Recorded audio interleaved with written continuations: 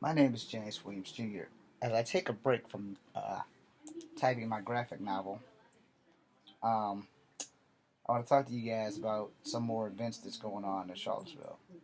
Because apparently, we're still having other issues on statues and shit. And it's it's pretty apparent that people have forgotten that a young lady just lost her life over a motherfucking statue, and now we're having problems with the statue at the University of Virginia, which is a Thomas Jefferson statue because he's the founder of the statue. Let me tell you something.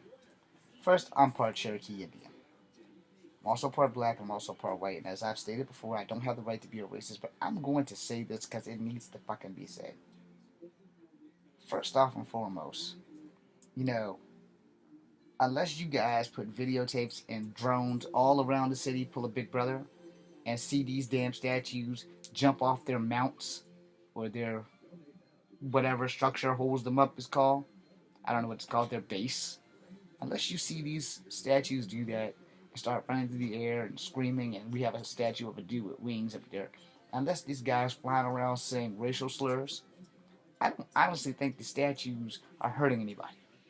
As a soldier, I don't give a flying fuck about these goddamn statues. As a human being, I understand the concept of why people want them to come down. I understand that completely. I don't view it the way they view it because I would much rather have a statue than have somebody lose their life over a piece of ceramic that can't really do any harm to you other than be a fucking symbol of hatred. Alright, well, let me put it this way. There are a lot of Native American statues that I don't like. I don't like them because of the fact that they have Native Americans depicted as kind of weak. The Sacagawea statue, for one, in the center of West Main Street, has her kneeling behind Lewis and Clark. Big Bear came through. He's a chief of one of the tribes. I'm not sure which tribe, but he's a chief of a tribe that's pretty close by Virginia. And he made his little press conference and everything. And unfortunately, I missed it because I forgot what day it was going to happen. And I wanted to go there, but you know, life happens, and you miss great things in life sometimes. So I'm thinking to myself, okay, well, all right, well, fuck it. The Sacagawea statue is probably the only statue I have for sure in my brain that I can't stand. And I only can't stand it because she's fucking kneeling behind two men that she guided from the East Coast to the West Coast. But there is one other reason I don't like it. Her husband is not in the statue. And I don't think that that's fair. Do I remember his name? Hell no. But I remember Sacagawea. We don't have a statue of Pocahontas here. We don't have a statue of Swanto here. We don't have a statue of Geronimo here.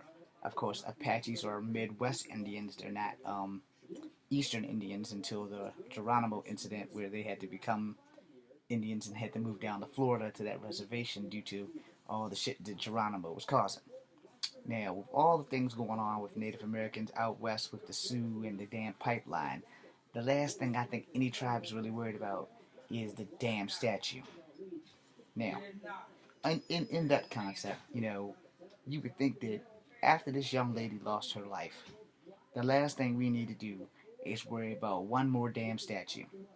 But apparently, none of you here in Charlottesville seem to have grown up and remember the fact that this young lady lost her life for the rights of people of color. Now, I know you guys are bitching and complaining about these damn statues. None of this shit never had to happen if no one really gave a damn. The fact the only damn thing that the statue really does is collect bird shit every damn day. There is nobody going around cleaning the statues, and if they are, I've never seen them. But again, it's a piece of ceramic that can't jump off its mount and start going around hollering racial slurs. Now, if Robert E. Lee and Jackson are doing that, yeah, melt the motherfuckers down. Now, a blowtorch and hot metal melts. So we, the people, are going crazy over some ceramic shit because somebody didn't like it being in the park. Now, I understand. Before you judge me and before you start writing bad comments for the local people here, first, it's a statue. Did that lady really have to lose her life over a statue? Did she? I don't think so. Now, we have the right to protest. I ain't got nothing against everything that they stood for. Okay, cool. Because racism has to stop. It has to. Taking lives over a statue for a cause has to stop. There are better ways to make a statement than plowing your car through a bunch of innocent people who are making a peaceful torment against people who are making a racist, unpeaceful torment. It is a shame that most people got hurt and that one lady lost her life to try and do things for people of color. That is a damn shame. Are we gonna have to lose more lives over fucking pieces of ceramic? No. And this thing's gonna be in court for probably 4 or 5 more damn years until people just say fuck it and forget about it. That shit's just not even really worth it. A life is more important than a damn piece of metal that is just standing there. It's not like the son of a bitch is Hitler. America is not a saint. Alright? My Native American ancestors lost this land. I probably wouldn't be multicultural had my Native American ancestors weren't generous enough to not sink boats while they were getting shot by musket balls in gunpowder that Marco Polo, who wherever European country he came from, went on down to China, swiped the damn gunpowder, came on back up, they learned what made it work, and then next thing you know, everybody in the foreign world has these things called guns. And guns are superior to spears and knives and bows and arrows.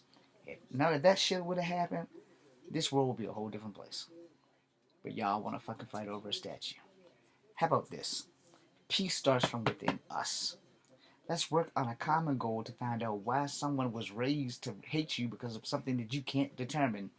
When you are born into this world, you don't know what color you are until somebody tells you what color you are. And the day that we all recognize that will be the day that we all stop being douchebags full of dick tips over the color of someone's skin. Now, I'm not going to say that there's not a bunch of racists on each side, because there are. But we don't have to be. And we don't have to be assholes about the shit either. No one can go to God before they're born and say, hey, God, I want to be born white. I want to be born full-blooded Native American. I want to be born sexy Asian chick that runs around in thong underwear all the time with nice breasts and a nice ass, and I'm not afraid to show it to everybody. No one can do that. You're in the body that the great creator put you in for that reason and that reason alone. He knows who you are before you know who you are. And if you don't believe in God, if you're atheist, hey, same concept. Whatever makes the universe go around for what you believe in, that's why you are where you are. I'm not going to throw my religion down anyone's face, but I'm going to throw some knowledge to you. It is the one thing on earth that no one, no matter what you do, can prevent. You can't make a designer baby because in most countries that shit's illegal. Some countries it's not, but in most countries it's illegal because they don't want us to have mutations. They don't want us to evolve like the X-Men before our time. However, sometimes evolution does take a jump on its own. But I can't produce a white baby. Alright? I might be able to produce a white baby because if you see my mother, I might be able to produce a white baby. I don't know. But it won't be white genetically. It might just have light skin. But other than that, it won't be white genetically. I could probably produce a black baby or a Native American baby. But whatever the baby will be, it depends on how light the mother is, how dark the mother is, because she has to do all the hard work. We can't pick our ethnicity, but we do not have to be douchebags full of dick tips to everyone else on the planet, because no one, and I don't give a damn who you are, I don't care how much money you have, no one can pick the family or the ethnicity that they are born in. And as soon as all of you realize that, the world will be a whole lot easier. I'm multicultural. I had a hard life because I had racism on black side, white side, and I didn't have a Native American racist problem until I got up into my 20s. And that tribe wasn't even from the East Coast. They were from the West Coast or Midwest. I don't know what their nation was, but they did not like me because I wasn't pure blood. So if I've been a victim of racism on all three sides, now I'll tell you what, and this is funny as hell, I've never been a victim of racism from Mexicans because they think I look like them. I've never been a victim of racism from anyone Asian because they think I look like them. Well, guess what? Surprise, shocker, spoiler alert. If you are of any Native American descent, whether you're Aztec, Incan, or Mayan, even Mexican, because they are descendants of Aztec, Incans, and Mayans. And if you are from the Cherokee Nation to the Apache Nation to the Sioux Nation, guess what? Google it. Your ass is Asian. I lost that bet to my Korean friend, and now I pointed that out. So there's three primary races on the planet. There's Caucasian, there's black people, and there's Asian people. Now they have scientific names for black people and Asian people, and I would prefer not to use them because they're so damn insulting. No one wants to be called those. So why don't we all try to find out that we all bleed, we all need air, and we all need water to survive. And we need food. Other than that, you can't help what the fuck color you are.